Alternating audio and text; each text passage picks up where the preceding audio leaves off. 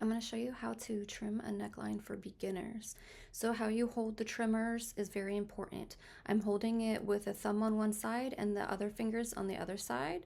And my pinky is definitely going to be a main support system here. It's going to be touching the client's shoulder so that I can rest it easily and not shake. I'm going to start in the middle, and with very small light strokes, I'm going to create my line. I always want to start as low as possible. I can always move up, but if I move up too quickly, then I could come out with a really funky shape.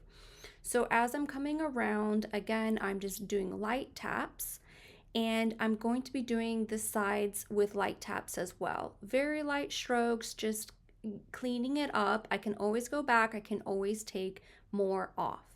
I have to flip the trimmer over to get that extra hair, because if I don't, it could have the possibility to hurt the client. Skin around the ears and the neck is very sensitive. It's usually very tender.